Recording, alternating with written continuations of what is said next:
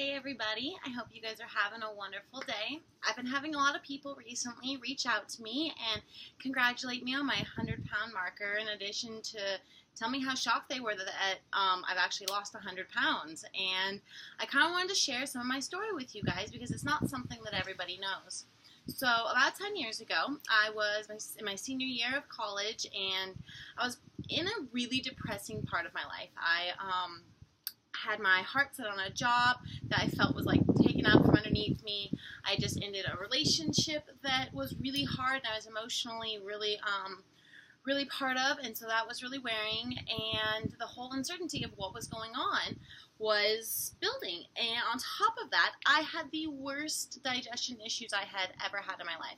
I was getting sick all the time, I had no energy, and I just couldn't figure it out. So I went for my yearly checkup because I was pretty good at staying on top of that.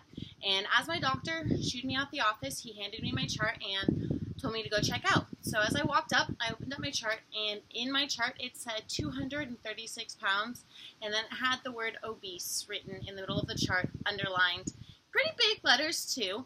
And what was most shocking about this was he didn't take any time to even talk to me about that problem.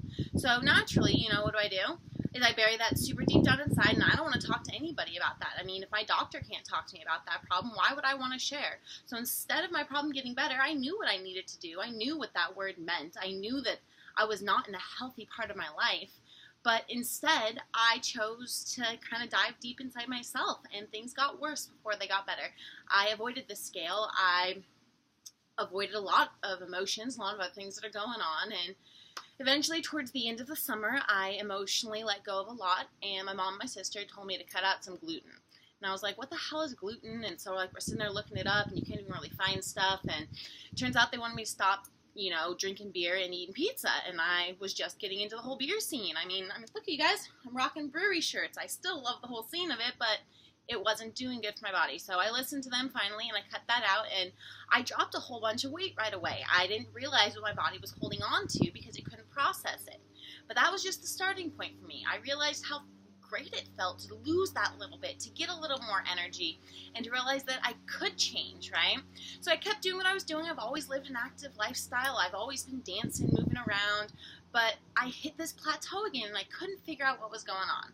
So flash forward a little bit, and I am with Micah, and he is now leaving for 3 months of work. And again, this sets me in some kind of weird mental state, and I freaked out. I was working full-time, I was going to school full-time, I was working part-time, but I didn't have anything for me that helped me grow.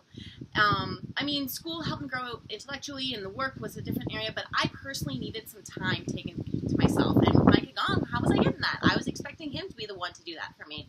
So I finally saw my coach. She'd been posting left, right, up, and down, and I'd messaged her and ignored her for like 3 months, and finally I was like, now is my time. I need to do something for me. So I signed up for my first 3-week challenge. And I didn't finish it, but in the first 2.5 weeks, I saw more change than I had ever seen.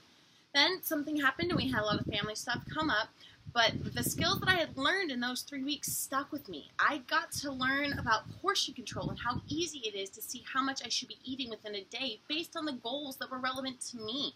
I saw what it felt like to have a digestive tract that felt good, that was operating the way it should be, that my sleep was on track, that I had more energy. It was an addictive feeling. It felt great. So then a couple minutes went by, and I didn't do anything about it. And finally, I made a decision to myself that is it. I want these superfoods in my life every day. I want to keep that lifestyle. I loved how I felt, and I want to keep it up. So I signed up to be a coach to keep myself accountable, and little did I know that I'd get to share this gift with everybody around me. It's all about a lifestyle change, you guys. It's not about being skinny. It's not about doing the best diet out there. It's not about anything like that. It's not about comparing yourself to somebody else. It's about being happy in your own skin. It's about feeling proud of the choices you're making. It's about, do you have kids? Are you setting a good example for them? I know when I was in my classroom, how could I tell my kids to drink water if I'm not drinking water? They see these things, you guys, and it's up to us to set a good example.